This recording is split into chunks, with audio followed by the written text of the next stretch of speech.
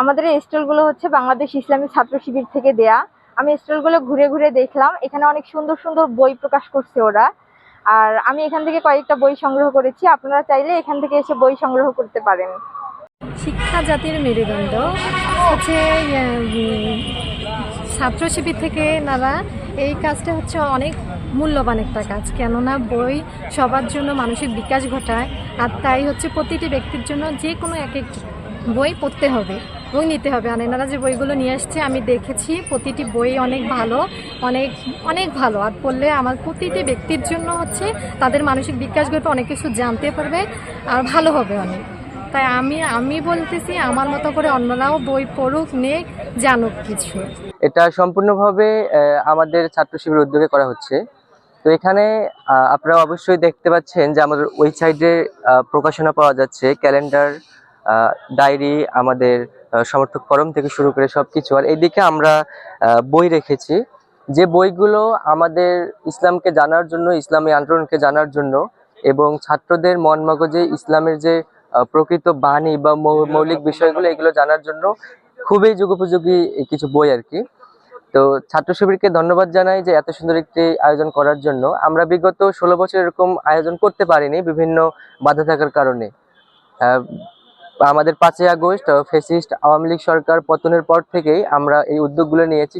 পুরো বাংলাদেশে আমাদের এই উৎসব পালিত হচ্ছে। লালমিনহাট সরকারি কলেজের উদ্যোগে আজকের এই প্রকাশনা উৎসব 2025 আয়োজন করেছি। এখানে আমরা প্রথমে একটা স্টল রেখেছি, এখানে ফ্রি ব্লাড ক্যাম্পেইন চলছে।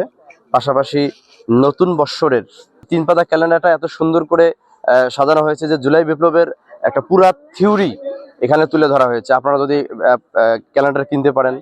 দীর্ঘ 16টি বছর আমাদের ফ্যাসিস্ট সরকারের আমলে আমরা সেইভাবে আমরা মাঠে মাঠে ছিলাম, পূর্বেও ছিলাম, সবসময় ছিলাম। আমাদের কার্যক্রম অব্যাহত ছিল সাধারণ ছাত্রদের মাঝে। আমাদের কাজ হচ্ছে দেশকে নিয়ে, দেশকে গড়া, সৎ দক্ষ দেশপ্রেমিক নাগরিক তৈরির উদ্দেশ্যে অধ্যয়নরত স্টুডেন্টদেরকে বইয়ের সাথে সম্পর্ক করা, জ্ঞান বিজ্ঞানের সাথে সম্পর্ক যুক্ত করে দেওয়া। এটা হচ্ছে ইসলামী ছাত্র শিবিরের কাজ। ইতিপূর্ব থেকে শুরু থেকে প্রতিষ্ঠাকাল থেকে 1977 সালে ইসলামী ছাত্র শিবির প্রতিষ্ঠা হওয়ার পর থেকে প্রতিষ্ঠাকাল থেকেই আমরা এই কাজ করে যাচ্ছি। কিন্তু আমাদের এই অগ্রযাত্রাকে ব্যাহত করার জন্য আমাদের পিছনে যে বাংলাদেশের যারা দোসর, যারা ফ্যাসিস্ট ছিল, এই দেশকে যারা নিজের করায়ত্ত করে পরিবারতন্ত্র রাষ্ট্র কায়েম করার লক্ষ্যে যারা আমাদের উপর জুলুম নির্যাতন করছে, যেভাবে হোক আমাদেরকে মুভমেন্ট করতে দেয় নাই, তারপরে তারা আমাদের অগ্রযাত্রাকে রুখে দিতে পারে নাই।